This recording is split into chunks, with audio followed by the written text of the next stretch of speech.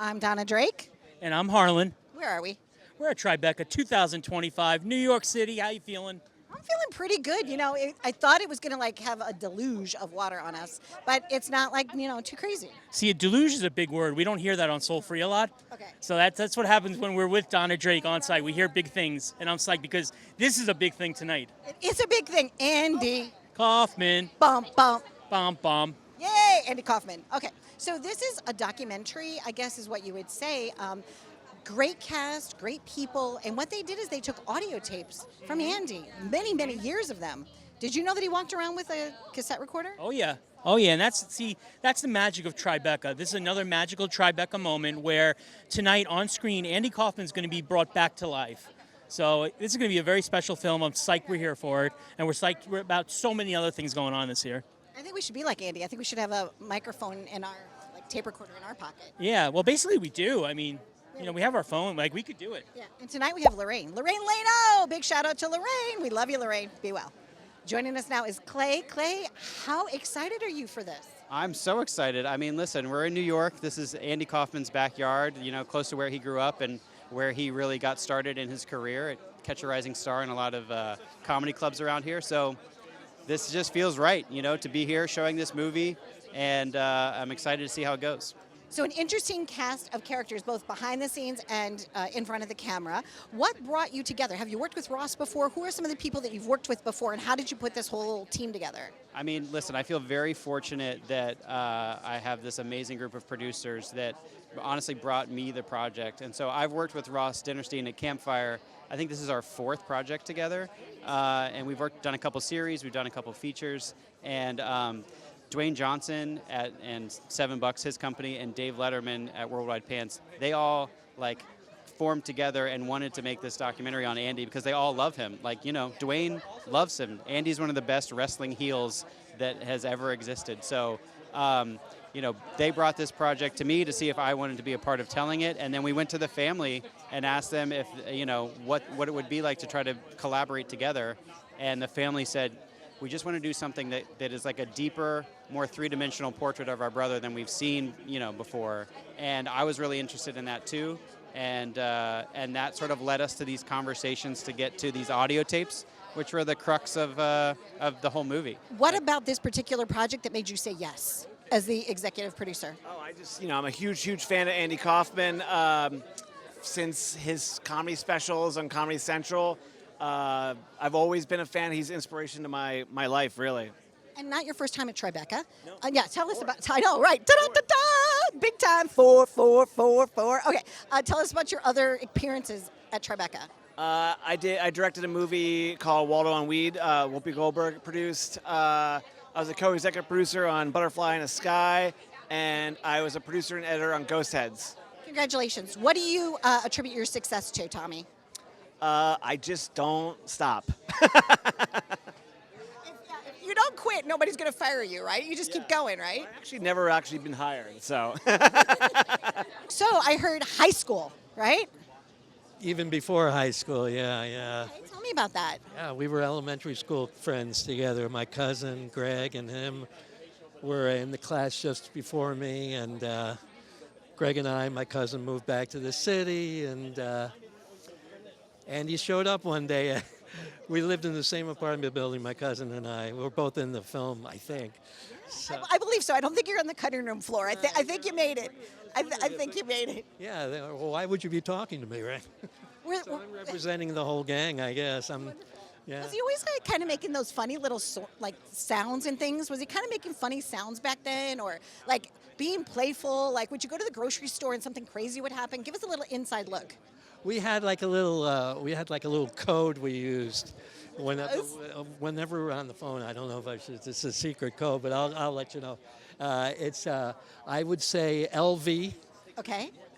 For Elvis Presley, right. And he would say Joff Hayes, and then we knew we were on the same page, and we were actually talking to each other. Yeah. Well, you know what? Sometimes you need to know that because somebody could impersonate one of you, right? And you wanted to make sure it was the real you. We were just being kids, just being silly kids. And what are you up to these days? What are you doing, Glenn? I live in Stockbridge, Massachusetts, in the Berkshires. I've been an actor for about a half a century now, theater acting.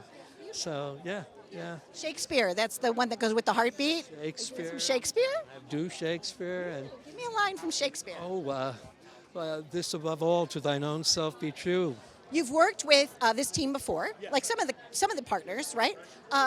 Clay, he was telling me a little bit behind the scenes. Tell us about how you got involved. About 4 years ago, I was approached by an individual who was working for Dwayne Johnson's company, $7, saying that they would like to do a documentary about Andy Kaufman. And so I was brought on essentially as the sort of boots on the ground day-to-day producer to wrangle all the various participants from Andy Kaufman's family to Dwayne Johnson to David Letterman to all the various stakeholders with the estate, which is his family. And then I was the one that thought, we got to get Clay Tweel on this. Clay and I had been working together, and we had always quoted Andy Kaufman quotes on various projects and just in our daily life. So my first real thing to do was to get Clay on board. And then we started putting together the whole team, and then we took it into a company called Fifth Season and got Fifth Season to finance it.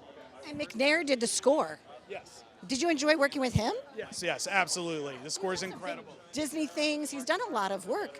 What about the music kind of adds to the ambiance of it? I mean, Andy was such a song and dance man, and so the music was so important, and McNair did an incredible job using music that Andy created himself and using that as almost the DNA of our original score. You know what? I came into the Andy Kaufman world a little late. I was like a new fan, and so I came in with like a really, really open mind, and so I got to discover his work kind of anew. My partner and Clay Tweel here, he was like a huge, huge fan and was always quoting him, always referencing him, always sort of in our world. And so for me to really be fully absorbed was like thrilling for me. I'm excited for all of you. It's going to be a beautiful night. I mean, look at the line. Do you see the line getting ready to see your film? It's all the way down the street. Yeah, for the first time right now. Are you really? Yeah, I was standing over there, so this is really cool. This So is the nice first to time we're meet. showing it. Yeah, thank you so much. Tell me about the significance of Riverside, your necklace. I'm from Riverside, California, and I moved away for college and then have lived in Los Angeles ever since. But I like to stay grounded and remember where I'm from. I'm from St. Louis, Missouri. I totally get that. Go Riverside. Go Riverside. I love Andy Kaufman and very inspired by him.